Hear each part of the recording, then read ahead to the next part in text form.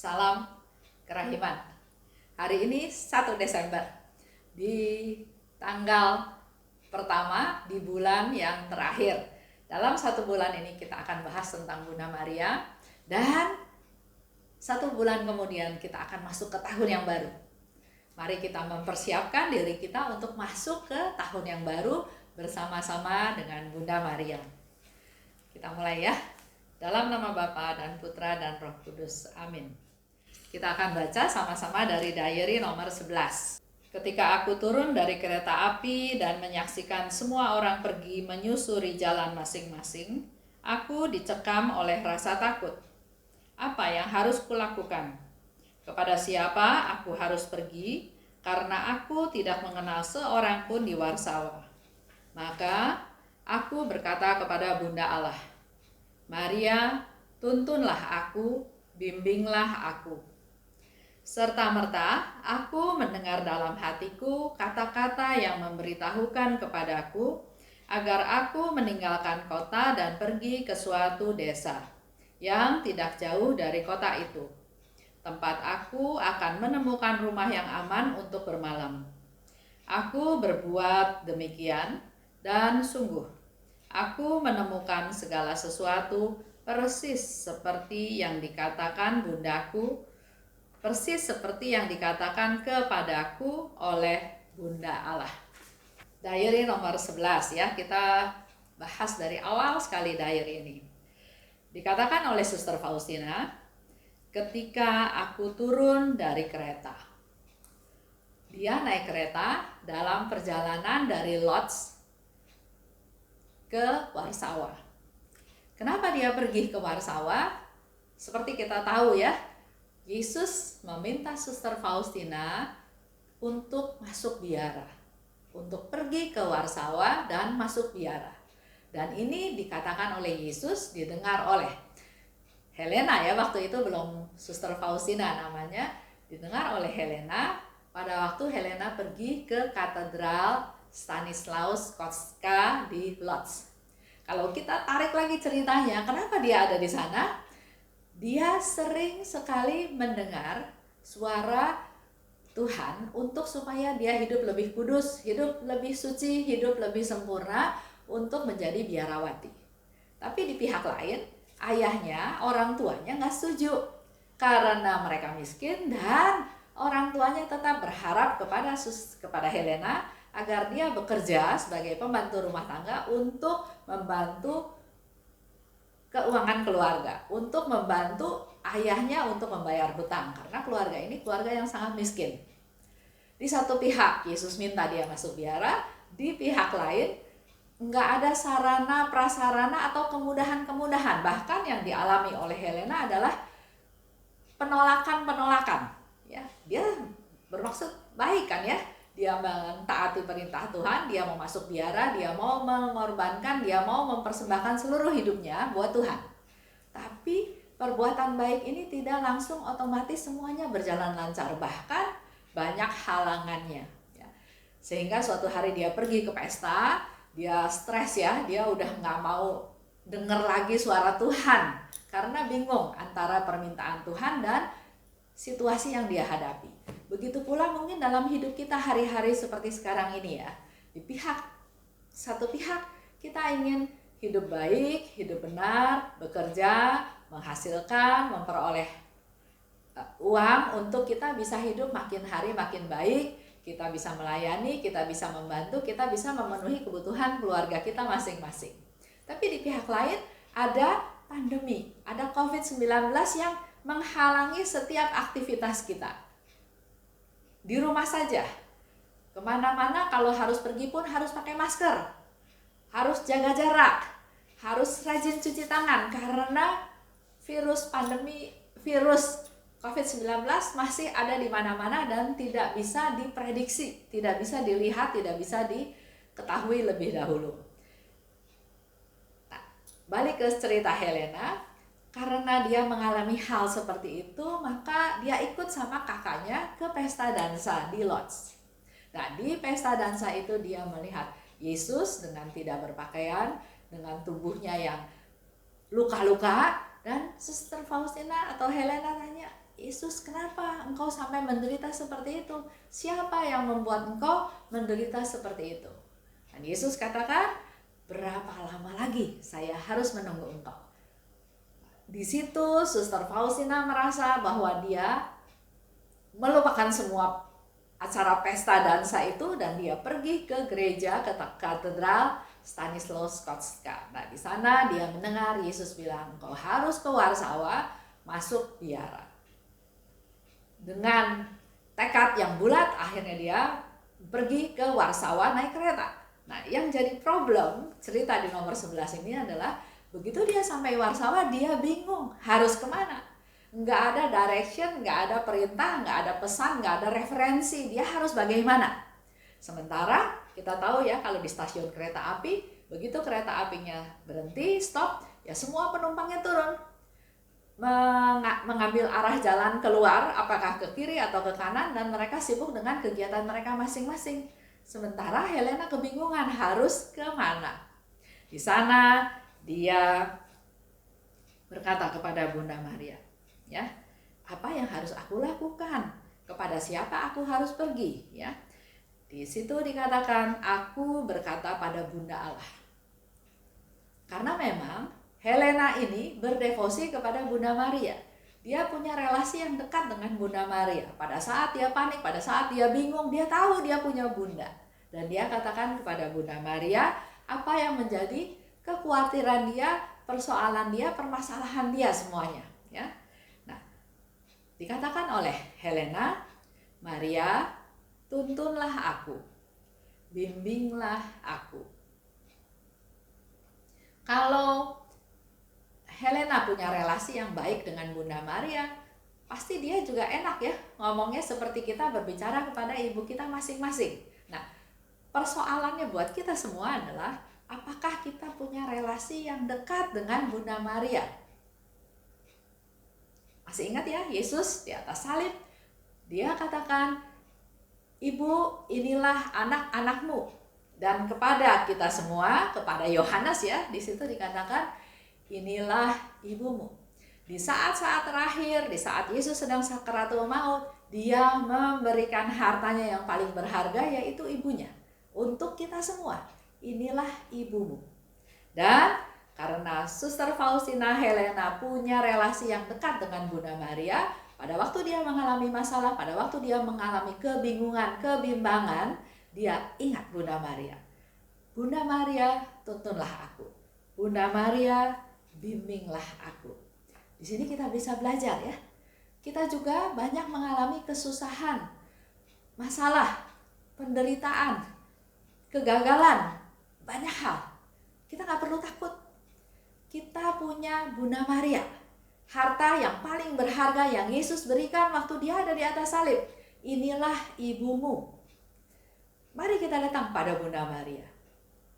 Karena Bunda Maria itu ibu kita semua.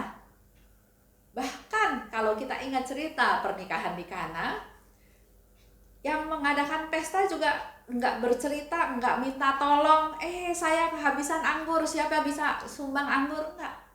Tapi Bunda Maria dengan hati yang penuh keibuan, yang penuh kepedulian, dia mengamati apa yang terjadi dan dia tergerak dengan belas kasihan.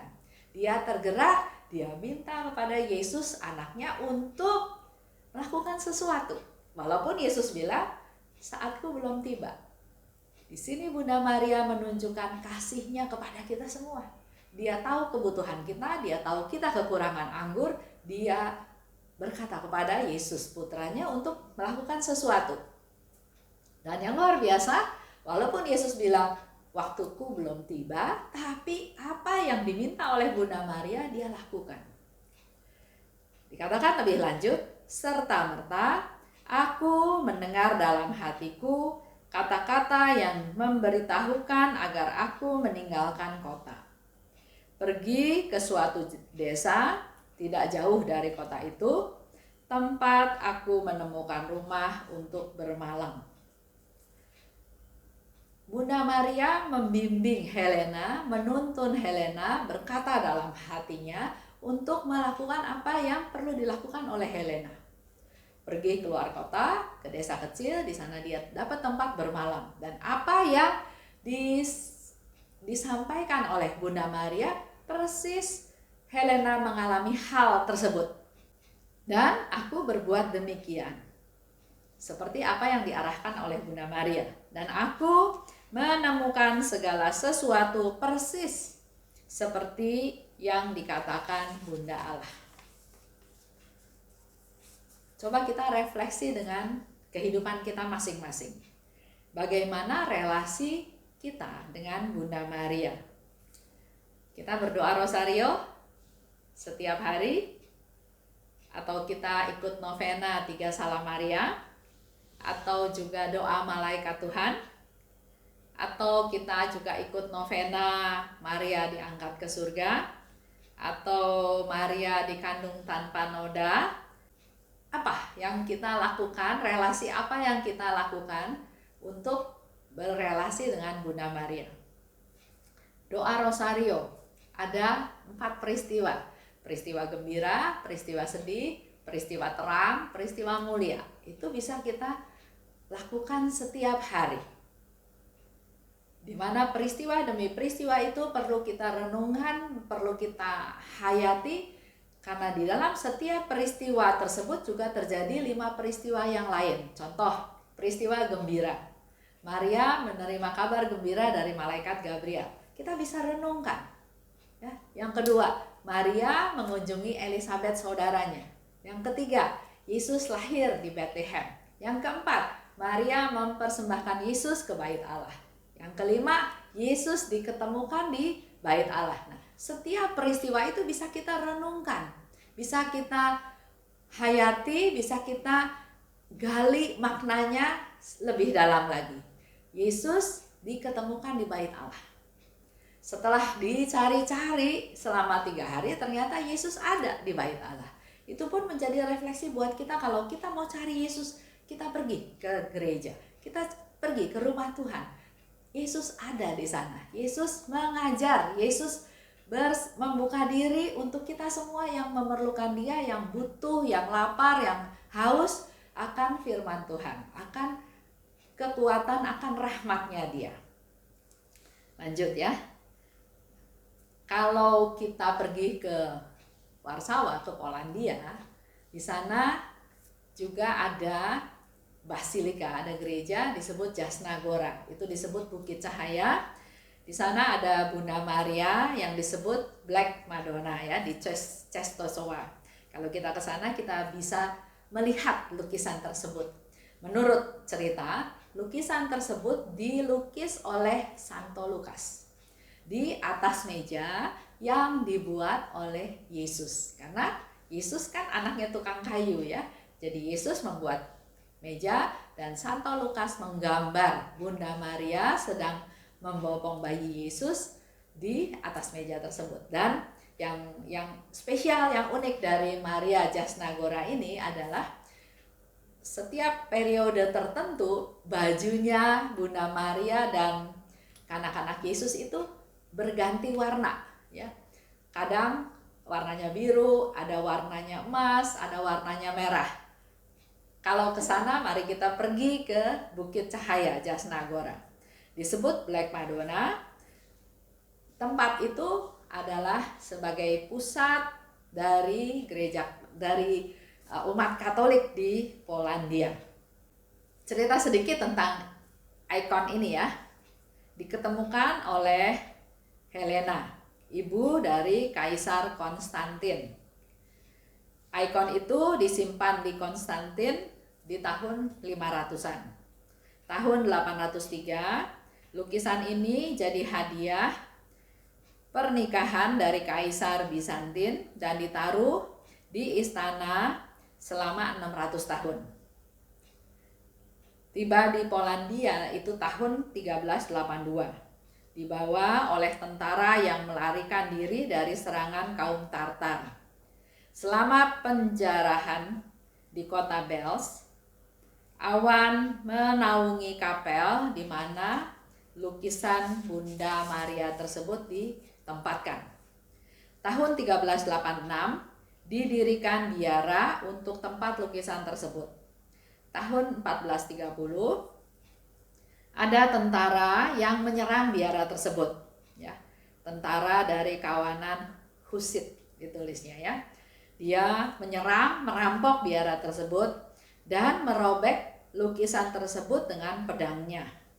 Lukisan ini mau dibawa pergi, ditaruh di atas kereta, ya. Tapi ternyata keretanya nggak mau jalan. Karena keretanya nggak mau jalan, maka akhirnya lukisan itu dilempar ke lumpur, tapi sebelumnya dicoret-coret dulu atau disobek oleh pedang. Kalau kita melihat lukisan ini, memang di wajahnya Bunda Maria ada 3 sayatan bekas disayat pisau, ya. Tapi waktu si orang jahat ini mau menyayat yang ketiga, si tentara ini jatuh dan meninggal. Para biarawan berusaha menutup luka tersebut. Jadi walaupun sudah ada cacatnya, ya, ada bekas goresan pedang, lukisan tersebut berusaha diperbaiki, dicat lagi supaya cacat itu nggak kelihatan. Tapi yang terjadi, luka tersebut muncul lagi, jadi nggak pernah bisa diperbaiki. Akhirnya ya dibiarkan seperti itu aja. Nanti kalau Bapak Ibu ke sana bisa lihat, ya, di mana gambar Bunda Maria itu ada 3 sayatan bekas pedang di wajahnya. Gambarannya Bunda Maria dan kanak-kanak Yesus, dan orang Polandia berdevosi kepada Bunda Maria. Oleh sebab itu nggak heran, ya, kalau si Helena kecil ini juga sudah punya relasi yang begitu dekat dengan Bunda Maria. Kita lanjut. Terjadi mukjizat pada tahun 16 terjadi mukjizat pada tahun 1655. Tentara Swedia dikepung di Czestochowa, ya, di situ, ya. Prajurit Polandia berdoa di depan lukisan tersebut dan ternyata musuh mundur.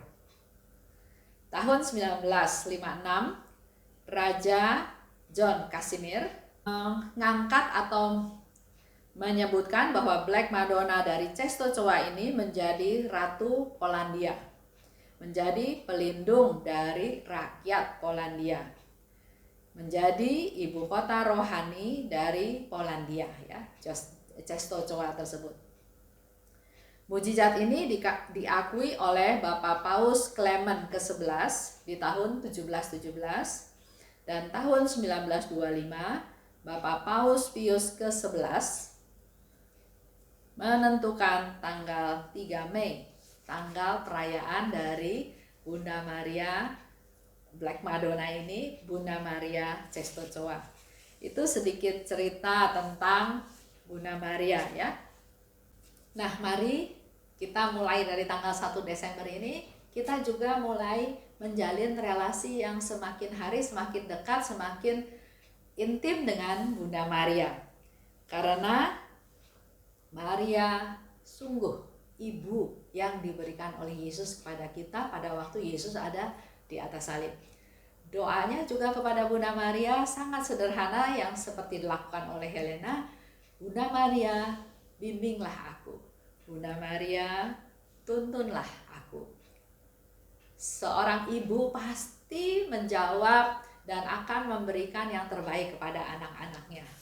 Dan kita semua adalah anak-anaknya. Jadi kalau ada sementara orang yang menganggap Bunda Maria itu bukan Bunda Allah, ya biarin aja. Kita yang beriman, kita yang berdevosi, kita yang percaya bahwa memang Bunda Maria itu adalah Bunda yang diberikan Yesus kepada kita. Di saat-saat dia terakhir, di saat-saat dia menjelang ajal, inilah ibumu. Maka berbahagialah kita yang punya ibu seperti Bunda Maria, yang berbahagia punya ibu yang peduli. Kita kembali lagi, ya, ingat pernikahan di Kana. Kita ingat juga pada waktu para rasul dalam ruangan ketakutan juga ditemani oleh Bunda Maria. Bunda Maria sangat peduli kepada kita semua. Kita tutup, ya. Dalam nama Bapa dan Putra dan Roh Kudus. Amin. Allah Bapa yang Maha Baik, terima kasih karena pada bulan Desember ini kami mulai masuk untuk sama-sama menggali rahmat-Mu khususnya dalam relasi dengan Bunda Maria. Terima kasih Yesus atas Bunda-Mu yang Kau berikan kepada kami sebagai ibu kami semua. Bunda Maria, Engkau tahu anak-anak-Mu, kelemahan daripada kami, ketidakberdayaan, keterbatasan kami. Kiranya Engkau berdoa syafaat untuk kami Bunda, agar kami bisa semakin hari semakin intim berhubungan dengan-Mu, dan juga semakin hari semakin bisa menyenangkan hati putra-Mu Tuhan kami Yesus Kristus. Terimalah salam kami ya Bunda. Salam Maria, penuh rahmat, Tuhan sertamu. Terpujilah engkau di antara wanita, dan terpujilah buah tubuhmu Yesus. Santa Maria, Bunda Allah, doakanlah kami yang berdosa ini sekarang dan waktu kami mati. Amin. Dalam nama Bapa dan Putra dan Roh Kudus. Amin. Salam kerahiman.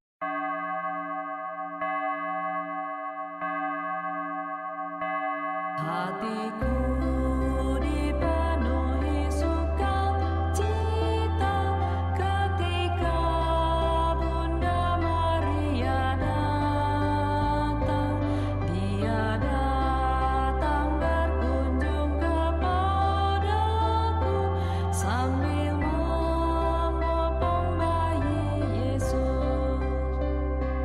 Hatiku dipenuhi sukacita ketika Dia menyapaku. Dengan lembut serta kasih sayangnya, Dia menyejukkan hatiku. Dia berkata, janganlah aku takut, karena Dia selalu bersama. Terima kasih ya Yesus, karena Engkau memberikan Bunda-Mu padaku.